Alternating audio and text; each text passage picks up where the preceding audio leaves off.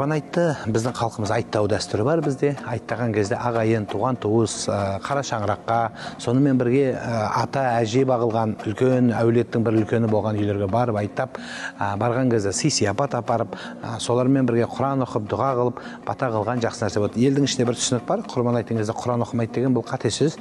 Құран оқисыз, дүниеден өткендерге әр уақыт бата қылып, жақсы амалда боламыз. Жалпы құрбан айт Құдайға жақындау деген сөз. Құдайға жақындайтын адам Құранның аятыменен бір малды шалады. Қой, ешкі бір үйдің отбасының иесіне ғана жүреді, және сол әулетке жүреді. Одан кейін ірі қара немесе түйе 7 адамға дейін жиналып шалуына болады.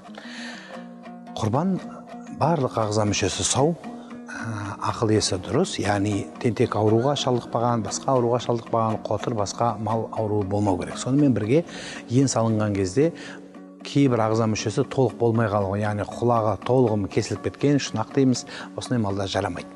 Жинап тенеп келгенде қойдың семіз болуы және оның сіздің құрбандығыңыз ретінде Құдайға жақындау мақсатында шайылған мал болып есептелінеді. Құрбандықтың еті өзіңіздің ықтиярыңыз. Қаласаңыз толық таратасыз, қаласаңыз түгел алып қалсаңыз да болады. Бірақ жақсы үйлерде қалған әдеп бойынша 3-ке бөліп, бір бөлігін таратып, бір бөлігін ағайындарға асып беріп, бір бөлігін бала-шағаға алып қалған жақсы болады. Құрбанның шалған кезде бірінші күні үлгермесе, екінші күні болмаса, үшінші күні, әйтеуір 3 күннің ішінде шалған жақсы болады. Әдетте көп адамдар құрбандықтың саудагерлер қымбаттататыны белгілі, сондықтан екінші, үшінші күнінде асықпай шалсаңыз болады. Құрбан шалған кездегі бір негізгі мән беретін жайттың біреуі, көп мұсылмандарға айтпақ болғанымыз, құрбанның алдында селфи жасап, суретке түсіріп, немесе құрбан шалған кезде соны бір үлкен бір мәселеге айландырмауды сұраймыз. Өйткені неге бір көрінген жерде қан шығарып, көрінген жерде мысалы тыйым салынған жерде шалып жатқан жиі естиміз. Көрінген жер қан болады, ол жер жуып тазаланбайды, әйтеуір не керек, осы жағдайлар сақталынбайды.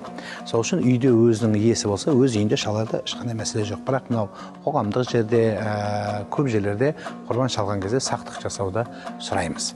Құрбан шалған кезде айт намазға бірінші ер азаматтар айт намазына барады. Айт намазына лажы келсе, кішкене аш барған жақсы болады. Енді аш барады дегенде бас айналып құлап қалмау керек. Әйтеуір не керек? Бас жаңағы барып өзінің құрбанын үйге келіп, тезірек сойып, содан кейін айт намазын сойып оқылып болғаннан кейін ғана құрбан шалынатын болса, өз ауыз тиіп, бала-шағасына ауыз тиіп, сондай жақсылық ниет жасайды. Әйтеуір не керек? Құдайға шүкір, біздің елімізде тек қана құрбандыққа мал шалынып, ер азаматтар, азаматшалар, әйтеуір не керек? Еліміз аман болып, әртүрлі табиғи әртүрлі қиыншылықтардан аман болса екен деп тілейміз. Сондықтан өткен жылғы құрбан айт пен биылғы құрбан айттың ортасындағы жасалған баршылық құрбандық ниеттеріңіз қабыл болсын. Алла сауаптан жазсын.